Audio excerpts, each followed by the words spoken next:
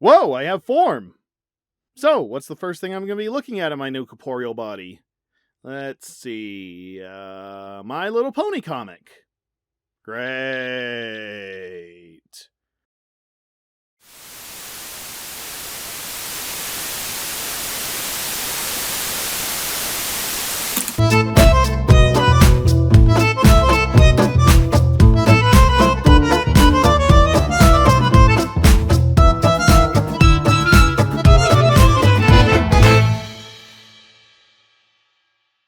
In the realms of media, I don't think any concept fascinates and excites me more than the idea of the alternate universe.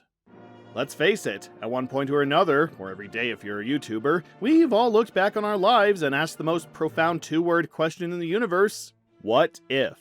What if I turned left instead of right? What if I married one person instead of another? What if I decided to take this career or college course instead? What if I put French vanilla cream in my latte instead of half and half?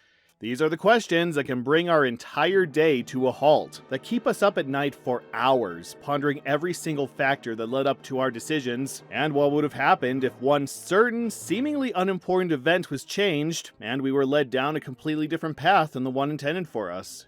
Would we be happier, sadder, successful, destitute, dead? And how would a different us affect the people and even the world around us? Sadly, we're stuck with the choices we made throughout our lives. And until somebody programs a god-level AI who can analyze every single event that's happened or is happening now, then uses that data to present an alternate history where paths diverged and, doesn't then want to kill us for the sake of the universe after analyzing each path, we will never know the what-ifs and the could-have-beens. But, thanks to the power of speculative fiction, we can create our own what-ifs and could-have-beens. Through the creativity of the right side of the human brain, with some fact-checking from the left, scenarios set in stone suddenly become as malleable as Play-Doh. What if the Axis powers had won World War II? What if the Soviets had won the space race? What if James Dean had become president in the 60s, in a world full of eldritch beings? Countless pieces of media have been set solely around the idea of something somewhere diverging and creating an entirely new universe, where events have been changed for the better, or, more commonly, worse. And that's just for world history. Fictional universes are also no stranger to alternate and parallel timelines. What if Batman was a vampire? What if Luke Skywalker died on Hoth? What if spider people from different realities all banded together to take on their most dangerous villains? If the reality is established enough, it's another universe ripe for different possibilities and creative outcomes. And, being the media-obsessed geek I am, I figure it's a good time to showcase my opinions on some of these differing realities and parallel universes. Or is it? If I were to hold off on this series for another week, would my actions set off a chain reaction that could potentially lead to a public and affordable cure for cancer? Likewise, if I had started the series about a month ago, would we now be living as slaves in a society run by hyper-intelligent blind caveworms? See, there I go again. So before I get too lost in rhetoric thought, I guess I should introduce the show. Binaries and non-binaries of this and any other universe, I welcome you to... CC Infinity versus the Multiverse!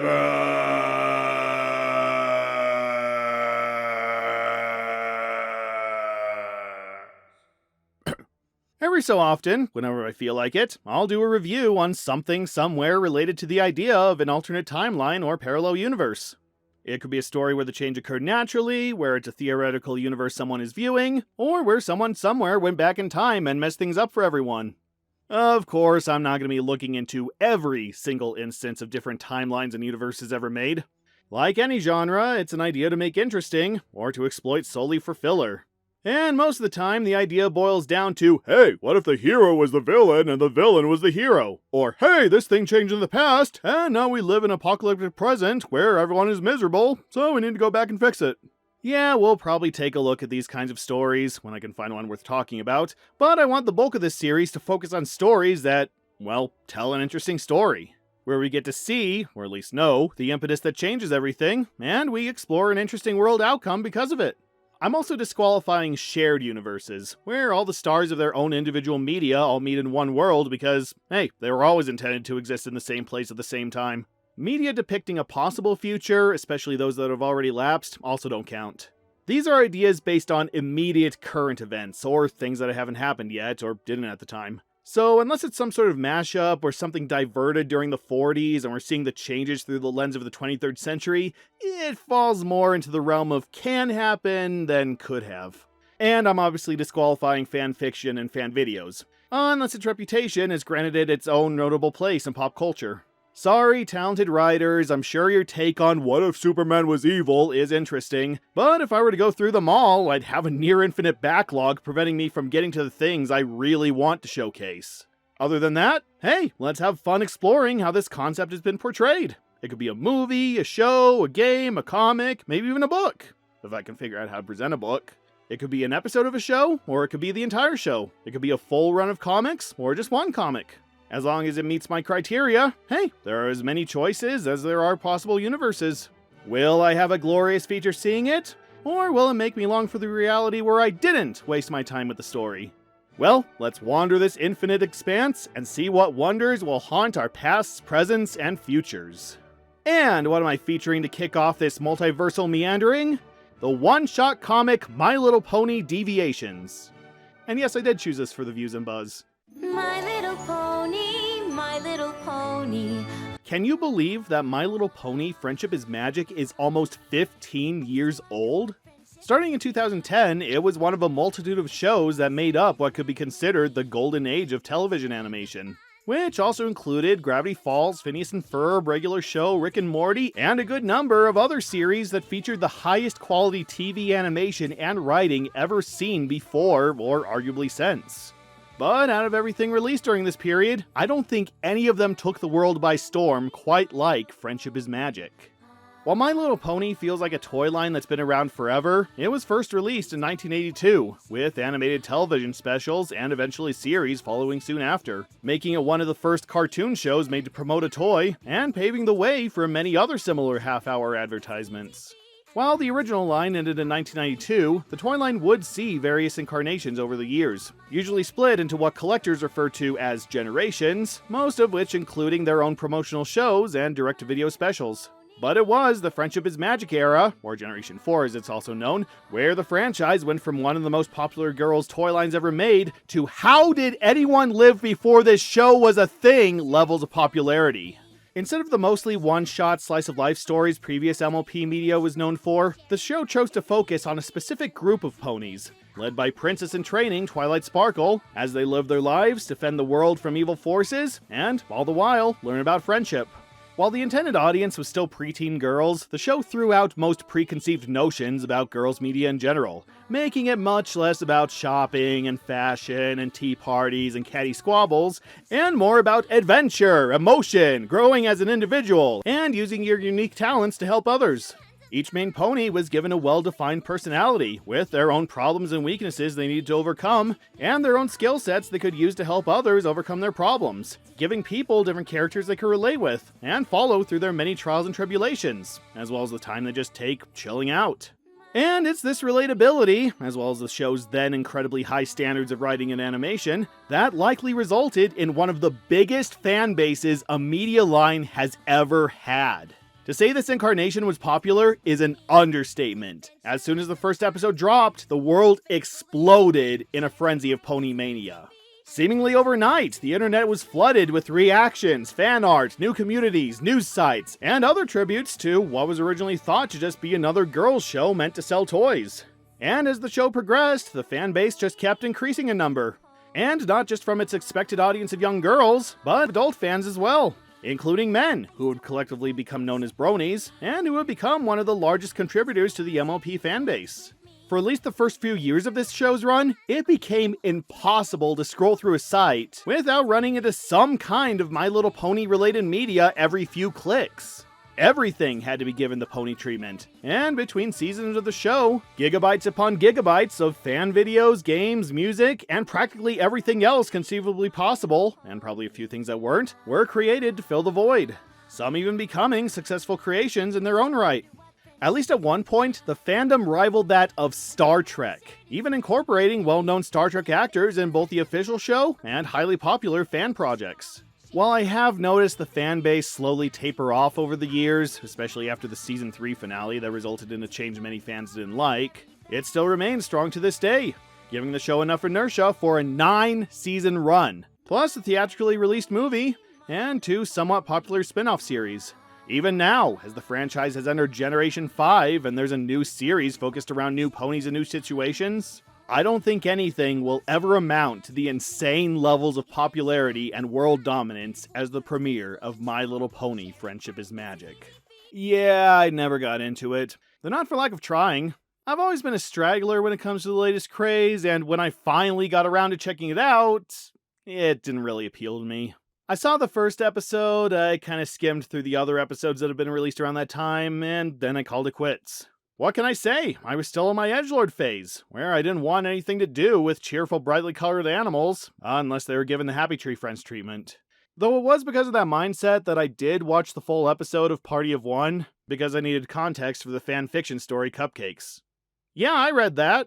It was impossible not to. So yeah, this show never really played a major part in my life. But thanks to people like my sister and online personalities I follow who are fans of the show, I get the general premise, an overview of the characters, and some of the more famous and infamous episodes and moments of the show. I can see why it's amassed such an immense following, and the quality on both an animation and writing level is something to be admired. Kind of the Bluey of its day if you think about it, even if the animation is already starting to look dated by comparison. If you like it, great, more power to you. It's just never had a place in my life. But it has a place in this show thanks to its equally as popular comic line. Or in this case, comic lines. Yeah, there's like a million different comics all centered around the Friendship is Magic universe. There's the main line, there's a manga, there's a series of one-offs, there are tie-ins to the movie and spin-offs, there's one where they meet the G1 ponies, there's even a couple where they team up with the friggin' Transformers. And then there's what we'll be looking at today, released as part of the Deviations line. Deviations is an occasional event by IDW, the rights holders for most My Little Pony comics, which is basically their take on Marvel's What If for DC's Elseworlds, where they take certain moments in comics they hold the rights to, and present a universe where those moments were changed, resulting in different outcomes. What if Megatron was killed instead of Optimus Prime? What if the Ghostbusters didn't cross the proton streams to defeat Zool? What if the Romulans discovered Earth instead of the Vulcans? And, most importantly, what if Judge Dredd was a werewolf? Now, I haven't read most of these stories yet, but most of them will probably end up on this show at some point. But for now, I'm going to be focusing on the My Little Pony entry, again for the views. A comic that asks the bold question, what if, instead of Twilight Sparkle, Princess Celestia's chosen protege was Prince Blueblood? I can hear the disgusted groans of diehard fans across time and space, and even if you're not familiar with this concept, as I wasn't when I first discovered this comic, I can confirm that those groans are justified. Yeah, I got a stinker for you today. This is one of the worst comics I've read in quite some time. How bad is it? It made me watch the show. Seriously, after reading this comic, I had to go and watch the show just to confirm it was nowhere near as bad as the story I had just read. Okay, not all of the show, obviously. Even if I recently found an interest in My Little Pony, I'm not sitting through over 200 episodes just for context for a one-off story. But thankfully, after doing some research and talking to people familiar with the show, I found I only needed to watch a couple episodes of Season 1 to know why this was such a bad idea. So I did. And now that I have, this comic just becomes worse. How much worse? Well, let's finally dig in and see in how many ways this deviation was a dud. For most instances where I look at a comic, I'm not going to give the covers much focus, unless they somehow play a part in the overall story or are incredibly misleading. Not that there's much to point out here, as it's just a group portrait of the main six, with Prince Blueblood instead of Twilight, and nobody's happy about it. Except for a smiling Pinkie Pie, which we will soon learn is misleading. The inner page introduces us to the show and the basic lore we need to know for this comic to make sense. There's a unicorn named Twilight Sparkle, who High Muckety Muck Princess Celestia chooses as her star pupil, and sends to Ponyville to oversee an upcoming celebration. From there, she makes friends with the other main characters of the show, they go on adventures, and Twilight eventually becomes a princess herself. But what if Princess Celestia went with someone else for her choice? What if she thought somebody else deserved the position, and they were chosen to lead the show's cast instead? Now, credit where it's due, this is a fantastic idea. In my opinion, the best what-if stories come from characters being put in different positions, or being raised to think differently than their regular counterparts. What if somebody who was originally raised to fulfill one role instead ends up fulfilling another? How drastically would their ideals differ in their new situation? It's why making heroes villains and vice versa is so popular. And with the vast amount of characters in the My Little Pony universe, any one of them has the opportunity to give their own unique spin on being the chosen one and leading the show. But, as we'll soon learn, they picked the one character who was the wrong choice for this type of story. We open on Princess Celestia standing outside her school, in the moment right after Twilight Sparkle discovers her immense powers. In the show, she rushes inside and calms down an out-of-control Twilight, explaining that she has abilities she's never seen before. Abilities that need to be trained through study and practice, which she'll be happy to guide her through. In the comic, she just goes, a student passed their test and now there's a dragon sticking out on my roof. That's kinda cool. And then she just casually strolls into the building, completely ignoring the chaos going on in the other room, and just discusses with this other pony how many promising students there are this year. I'm guessing in this timeline, TikTok was invented, and she's no longer fazed by anything. We then get to where the story begins its major deviation. While Celestia is tempted to take Twilight on as her personal student, she gets the nagging feeling that, instead of taking on a student who's shown immense potential, maybe she should focus on someone who might need a little help in that department. And we cut to a young Prince Blueblood, completely blowing off his exam and trying to forge his grades so he can go goof off. I'll get more into this character later, but if you feel like you need some backstory on him, you really don't. He's only officially appeared in one episode of the show, and he's exactly what his name suggests. Spoiled, lazy, narcissistic, selfish, and uncaring, demanding constant comfort and only the finest things in life. Basically every stereotypical aristocrat, and exactly how his younger self is behaving here. Kinda makes you wonder why they decided to center an entire comic around this guy, but we'll also get back to that later. So despite showing absolutely no interest in his studies, talking back to a teacher at a distinguished school, and trying to forge a grade just so he can get out of an assignment, Princess Celestia is drawn to this little heathen. She tells him that he just needs some help and guidance to fully realize his potential, and, despite the protests of everyone else in the room, including Blueblood himself, announces that he is now her personal protege. What? So, let me get this straight. You pass over a student literally in the next room who has just demonstrated an immense amount of power, who has the most need of guidance and control, and who has the most potential to become the pony you're looking to succeed you one day, in favor of someone who has no drive, no manners, no interest in what the school teaches, and who has just told you to his face he doesn't want to do it. Well, suddenly this has become less what if someone else was chosen instead of Twilight, and more what if Celestia was dropped on her head one too many times as a kid. Philly, I don't care. Any way you look at this is incredibly stupid. Not just from Celestia, but from a storytelling perspective. From here, we know exactly what's going to happen for the rest of the comic. Prince Blueblood is going to be put in the same position as Twilight, but he's not going to do anything that Twilight did. He's going to go through the same events as the original story, and do the exact opposite as what happened. That's the plot, that's the joke, that's all we're going to get. That's barely enough material to fill one of those short, non-canon stories you usually see at the end of comics when a story needs filler or levity. And somehow we have 22 pages to go! Now, it would be interesting if the story did subvert our expectations, like the next time we see Blueblood, he is a changed person and he does things differently than how we'd expect, but then at some point he reveals a major flaw and why he's no replacement for Twilight. But you can probably already tell that this story isn't going to be that smart. Also, is there a reason Celestia can't just have both as personal students? Take on the one with high potential who just needs guidance, and the one you believe just needs a nudge to realize what they're capable of, and hope they can both grow and teach the other? Man, how interesting a story would that be?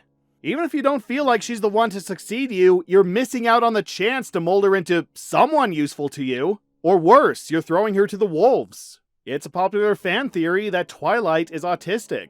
And, speaking as someone also on the spectrum, most autistic people are incredibly talented and dedicated to what they choose to do. They just need more personal guidance and emotional support so they can show it. Something most schools, including private ones, don't exactly provide. So you're just setting up for failure, and possibly quite a few more uncontrollable magical outbursts, before she's likely expelled, and possibly locked up somewhere for her safety and others. If you're really going to go this direction, then might I suggest a small alteration? Another way to start the story that makes Celestia's decision make a little more sense? Switch the testing rooms. Twilight was instead assigned to Blueblood's room, and vice versa. Twilight misses the sonic rain boom that sets off her outburst, and she never proves herself. Meanwhile, Blueblood is trying to weasel his way out of the test when he is hit by the rain boom. It sets him off, which causes a big magical outburst very similar to Twilight's, and that's what Celestia notices. She sees his potential, and, mistaking the accident for a conscious demonstration of effort, makes him her personal student. Despite him making it clear that he didn't intend for it to happen, and she can just forget about him ever proving himself again. Boom! Celestia is never alerted to Twilight, and she mistakes Blueblood's outburst for a sign that he does have what it takes if he's given enough guidance and instruction. She has reason to take him on, and reason to hope for the best, even as he continually disappoints her. And it gives the readers hope that maybe, somewhere in the comic, Blueblood will do something surprising that changes the direction his story is taking him. At the very least, it shows that Princess Celestia isn't the worst employer in the universe. Yes, you have a fine resume here. High marks at Princeton, a fascinating track record of employment, and I see you've entered with just the right people to make you perfect for the position of vice president at this company. However, I feel bad about our night janitor, who didn't even make it through high school, who's been in and out of jail for the last 25 years for armed robbery and assault, and who spits in my direction every time we pass in the hall, and I feel he needs a chance to shine. Sorry, the position has been filled. Good luck at your next job application, where you hopefully will not be interviewed by someone who's been huffing paint since they were 7. Also, wave goodbye to Twilight, because after this panel, she's gone. Yeah, the main character of the show is completely forgotten after this page. Never heard from again.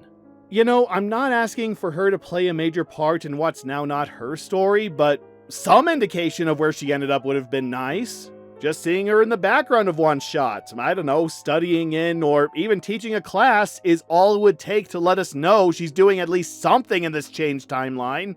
But nope, Thanos snapped his fingers, and now Twilight has never existed. If only he could have aimed for the other Twilight instead. Oh geez, we're only on page 2 of this comic. I can guarantee the rest will go by a lot more quickly, but I can't promise it'll be any easier a sit. After a splash page that parodies the Friendship is Magic theme, except given a lyrical rewrite to match Blueblood's personality, we then cut to years later, around when the first episode of the show takes place. And what a shock, Blueblood is still his vain, lazy, self-absorbed self, as he whines to Princess Celestia, clearly at her wit's end, about the list of things he has to do that day.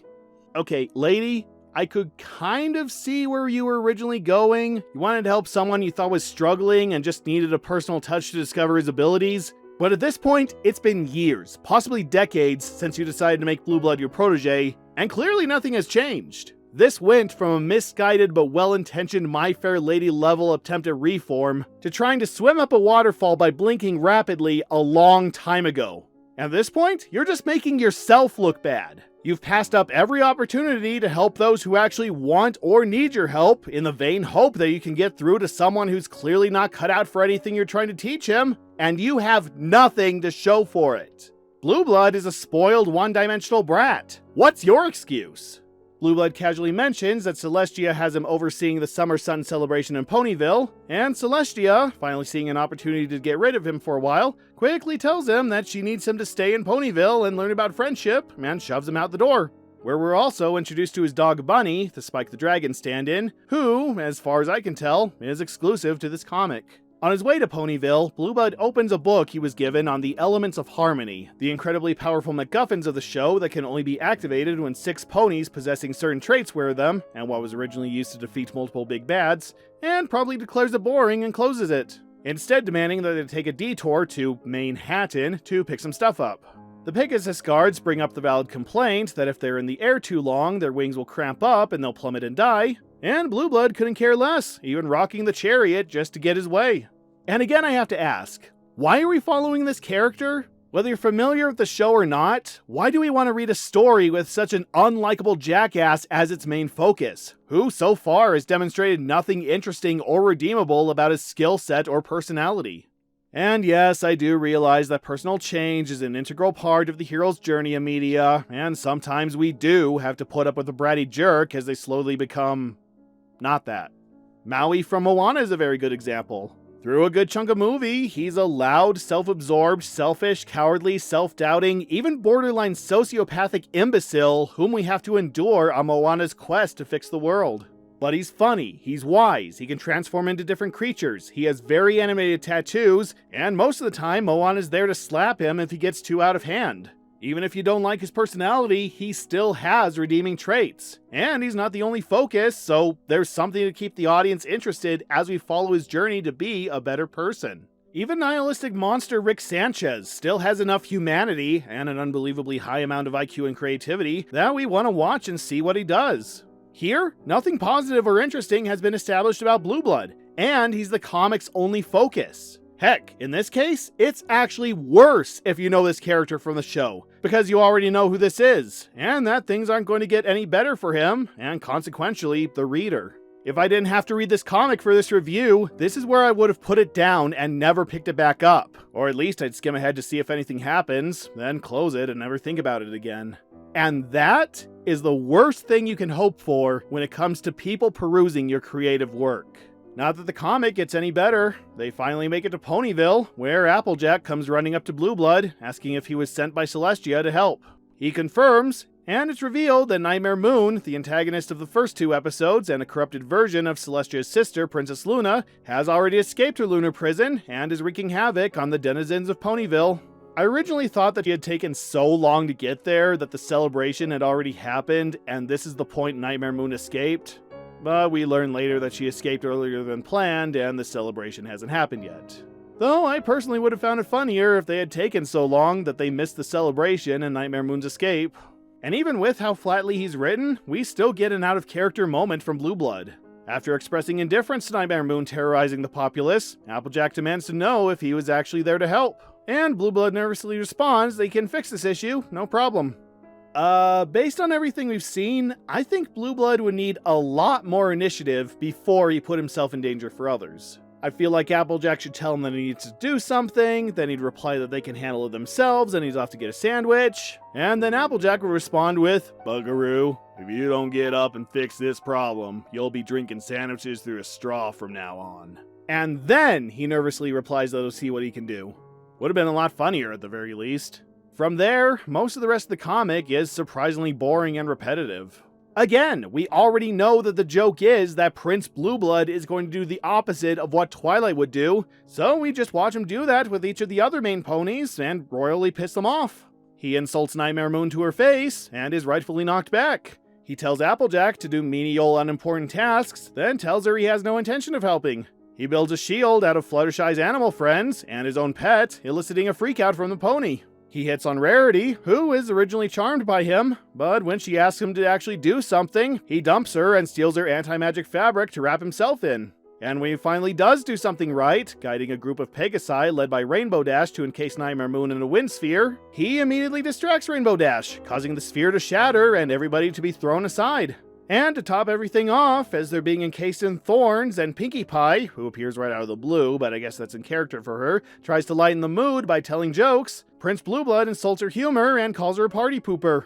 Which is like walking outside in the middle of a thunderstorm and holding a TV antenna up in the air.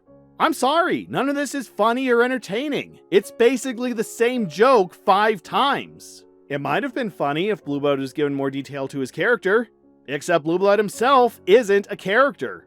He is also a joke. Literally. In the show, Prince Blueblood was originally introduced in the episode The Ticketmaster, where Twilight has to decide which of her friends to give a ticket for a fancy event to. And each one has their own reasons for wanting to go. Rarity in particular wants to go because it's a chance to meet her idol, Prince Blueblood, whom she fantasizes about and pictures a future where they have a fairy tale wedding. And in the season finale, she finally gets to meet Prince Blueblood. And he is nothing like how she pictured him. He's just like how he's portrayed here, rude, selfish, snotty, overly concerned about his looks, and ignorantly abusive to Rarity at every turn, which finally causes her to snap back at him. And that's his entire purpose, to be a punchline to what's basically a delayed version of someone says something, and then the opposite happens. A joke used to great effect in only the finest, best-written comedies. There's a reason why that's his only major appearance in the show. He was the punchline to a joke, and now the joke is over. It's like making an alternate version of the Muppet movie, where instead of meeting Fozzie, Kermit instead teams up with the Myth Yeth woman. But fine, joke characters can still be characters in their own right. Heck, the show is packed to the brim with background characters that have gotten a life outside of the show thanks to their dedicated fan bases. Even a few official publications have expanded on what were originally just filler character models. But that's the thing. They still need character. Even if they only have one trait, they need a life based around that one trait. Something to flesh them out and turn them into more than just a running gag. And something this comic adamantly refuses to do. In the supplementary pages, longtime MLP writer Katie Cook writes that, for this story, she was given full creative control to do pretty much whatever she wanted, so she chose to base a story around nobody's favorite pony. And while she went in expecting to somehow redeem his character, she found that she couldn't. To her, he was just that uniquely unlikable. She also admits that this is one of her favorite stories she turned in, which, fine, I'm glad you had fun making it. But you just admitted yourself why a story based solely around Blueblood was a bad idea. Nobody wants to follow a character with 0 positive traits. So unless you're willing to expand on his character, give him other traits that still fit his persona, or at least team him up with someone who does have positive traits that he can work off of, then you're just affirming that this had no hope of working. Oh, and that statement that Blueblood is completely irredeemable and nothing can be done with his character, yeah, that's bull honky. In my research, I found that Blueblood had one other major appearance in My Little Pony media. In issue 26 of the comic series Friends Forever, he has to team up with Twilight's older brother, Prince Shining Armor, to establish a trade route with the Kingdom of Yaks. And while he retains the personality he portrays in the show, it's also revealed that he's a skilled diplomat. And it's through him that they're able to successfully make peace and begin trading with the Yaks, making for a surprisingly engaging story, with some great insight into actually conducting diplomacy. I can believe that this is the same self-absorbed jerk who eventually gets covered in cake in the show, but he's also the silver-tongued negotiator pictured here. He has good and bad traits, it's just the light you see him in at the time. If that's not how he's supposed to be seen in this comic, that's fine. Writers are allowed to have different interpretations. But give us something! I don't know, show that he's good at making those little origami swans. At least then I can count all the swans he makes throughout the comic. Blueblood here is Blueblood from the show in a vacuum. No more, but much less. He's a joke that's already been told, a walking punchline that was never meant to stand on his own, and has no purpose otherwise. It's like seeing an actor in their worst performance, only seeing the clip out of context, and deciding that's how the actual person acts everywhere, all the time. And nobody would ever assume that of someone, right? Right. So even as things aren't looking good for the ponies, Blueblood continues to be a jerk-ass to everyone. And we get to the comic's only entertaining section, and what I guess everything was building up to. As Nightmare Moon tries to settle everything down and get them to take her takeover seriously, the other ponies give up. They all admit to Nightmare Moon that they would rather be ruled by her for eternity than have to endure Prince Blueblood for another minute. He's the most dishonest, rude, greedy, apathetic, unfunny pony they've ever met. To the point he makes the villain obsessed with plunging the world into eternal night look like the more appealing alternative. Something even Nightmare Moon agrees with. Blueblood also brings up that she missed a chance of the more dramatic entrance if she waited until the celebration, and she admits she wanted to try doing it a few days earlier. I thought the show established she had to wait until the end of the celebration, because it signaled a once-in-a-thousand-years event that would grant her the power to break away from the moon, but the comic's almost over and I don't care anymore. The other ponies start comparing Nightmare Moon to Blueblood, horrifying the princess pony. She admits that she's not evil, she just wanted everyone to enjoy the starry nights she created, and well, maybe she did go a little overboard, but she was tired of being underappreciated. She takes off her helmet, reverting her back to Princess Luna, as the other ponies gather around her and affirm that, yes, they love what she created, and they love that she was thinking about them when she gave them the Starry Nights, which is a far cry from anything Blueblood did, and that convinces her to go back to her sister and apologize for all the trouble she caused. It's not a bad sequence. The problem is we had to sit through 18 pages of other annoyance to get to it. Speaking of which, Blueblood, who has clearly learned nothing from all this, speaks up and asks that they're done, because he's getting bored. And for his trouble, finds himself banished to the moon, along with his dog, who, again, we get a bit of an out-of-character moment from Blueblood for, considering he had no trouble with putting him in harm's way multiple times before, and Nightmare Moon's helmet. Blueblood begins to put the helmet on, which I guess is magical and turns whoever wears it into an evil overlord, but decides it would ruin his hair and tosses it aside, instead ordering Bunny to go get him a bubble tea, who by this point has also finally had all he can take from Blueblood. Now here's where the comic had a chance to redeem itself. Not a flawless one, but still a good chance to wrap things up, give everything a satisfying conclusion, and make having to sit through Blueblood's insufferable attitude mean something. have Princess Celestia appear to her sister and the other ponies and reveal that it was all a test. She finally caught on that Blueblood wasn't working out the way she hoped, so she gave him one last chance to prove himself. As in the show, she knew that it was almost time for Nightmare Moon to make her escape, so she sent Blueblood to Ponyville under the guise of setting up for the Summer Sun celebration, but it would be his actions in response to making friends, retrieving the elements of harmony, and confronting Nightmare Moon that would determine his future. If he succeeded, then he'd prove that he's not a lost cause, and still have the potential to change, grow, and one day succeed Celestia. If he failed, then there was a good chance Princess Luna would see just how much of a monster he was and repent, not wanting to lower herself to his level. Either way, victory! And yes, Nightmare Moon escaping early would also be a surprise to Celestia, but it matters not. Princess Luna has seen the error of her ways, and she seeks forgiveness. Celestia gives it to her, but before she can fully welcome her back to the palace, Luna has to undertake her own test, which just so happens to be the same test she was going to give Blueblood. That she'll stay in Ponyville, help other ponies, overcome her insecurities, learn about and defend her world, and one day discover the magic of friendship, which will help her be a better ruler. And to help her, Celestia assigns her best assistant, Twilight Sparkle, who, along with her sub-assistant Spike, has a great reputation for aiding at the academy, but they also need to learn how to be social and make friends. And through helping Luna, maybe one day, she too can achieve princess status. And thus begins the show, just with Princess Luna in the lead instead of Twilight, and the possibilities that can bring. Or, heck, now that I think about it, what if Twilight was the villain of this story? Or at least one of them? Because she was passed over as Celestia's protege, she never received the love or guidance she needed to succeed. Despite acing her entrance exam, she was only seen as an average student, one who lacked the confidence to dedicate herself to anything, and who was mocked and feared for the same random magical outbursts she never learned to control. Nightmare Moon notices this from her Luna prison, and somehow manages to get into contact with her, telling her that she'll be there to guide her, and turning Twilight into her protege. From there, Twilight's attitude gets a lot darker, her magic much more sinister, and through Nightmare Moon's guidance, she learns to channel her magical outbursts into something she can control and even use to punish other ponies. She becomes a lot more confident, but also uncaring and even sadistic, as she grows more powerful with every passing year, finally culminating in her finding and stealing the elements of harmony, which she uses to free Nightmare Moon early, and they both wreak havoc on Ponyville as Blueblood arrives. Twilight seems irredeemable, but as Prince Blueblood strikes out with each pony who seeks his help, Twilight starts to think, hey, that wasn't honest, hey, that wasn't generous, hey, he has no loyalty at all. And something begins to dig at her conscience, making her wonder if this is really how she wants to be seen.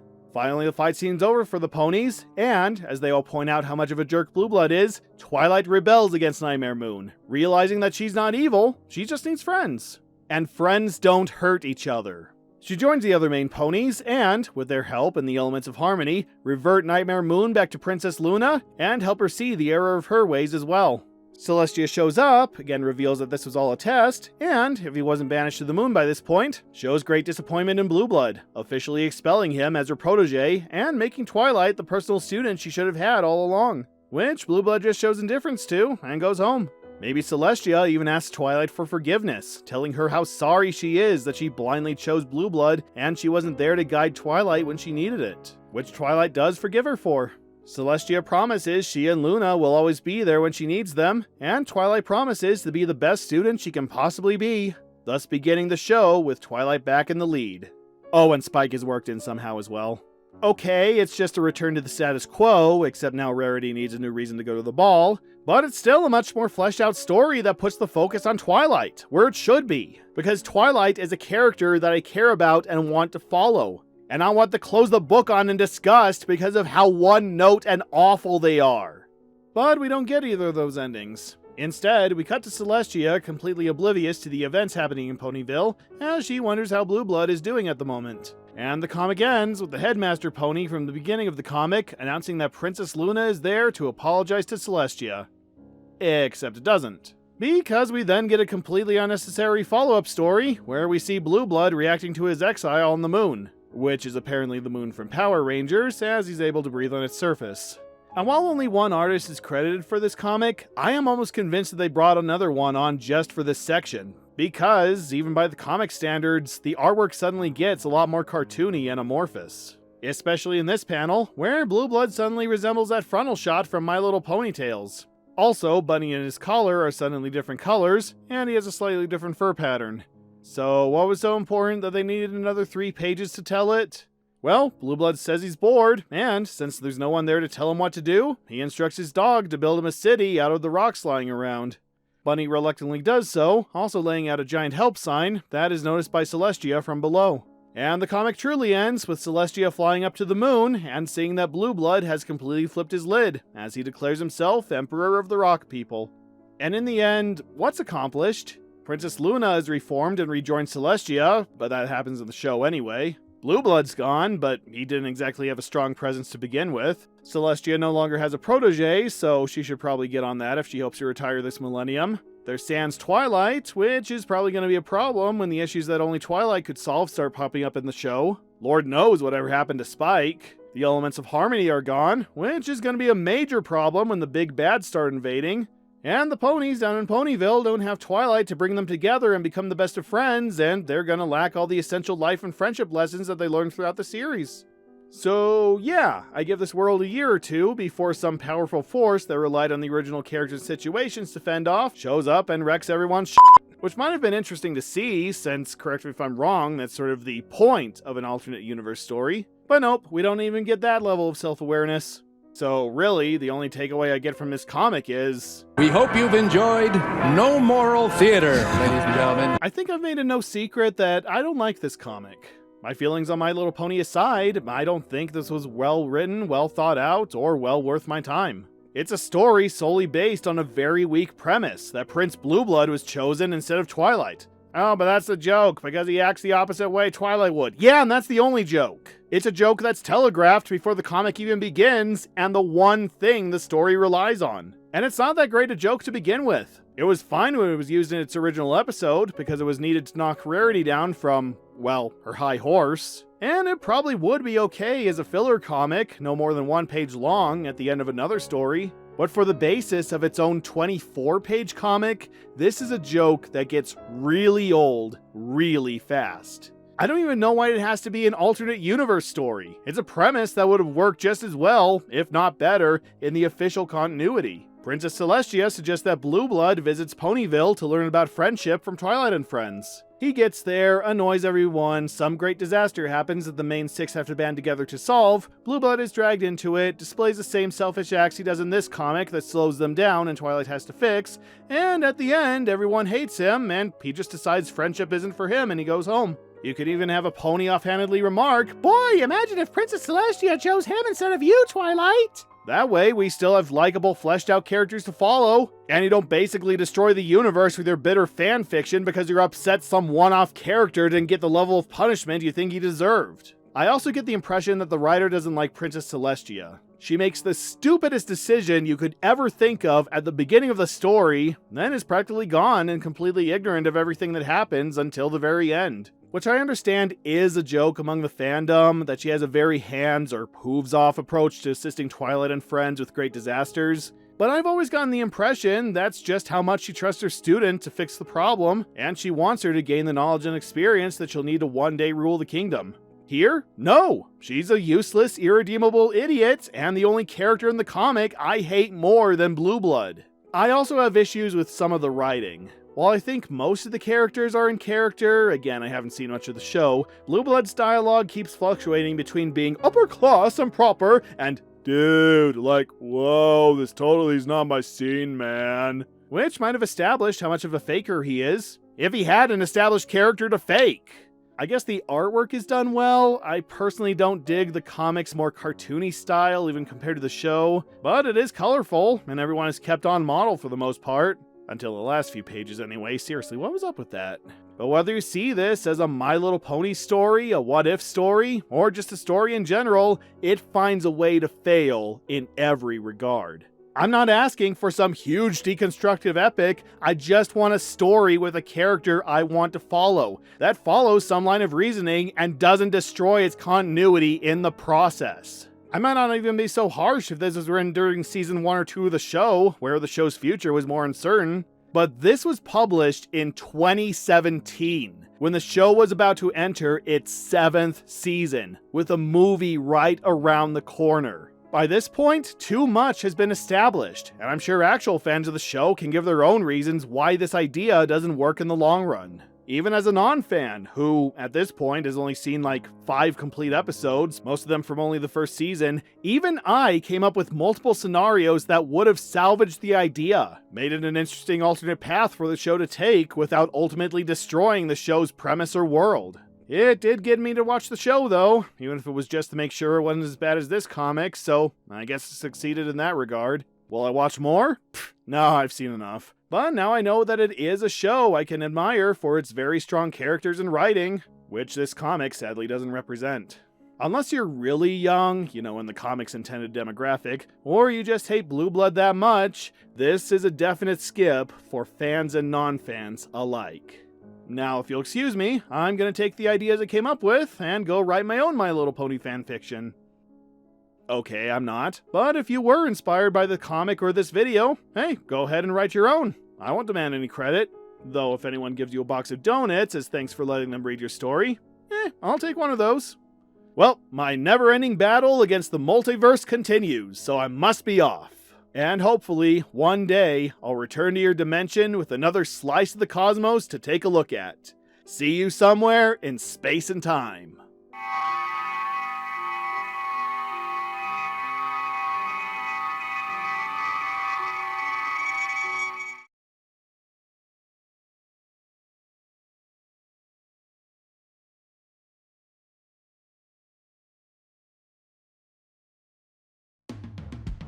Hey there, you reached the end of the video. The names scrolling are the awesome people who are keeping the channel going. And I'd like to give a special shout out to Sukaretta. Thanks for your support. If you'd also like to see your name here, please consider heading over to my Patreon, where you can choose a tier and reap the rewards within. And while you're here, don't forget to like, comment, and subscribe. It's how these videos get noticed, and what encourages me to continue making them. Whatever you decide, stay awesome, keep watching, and I'll see you next time.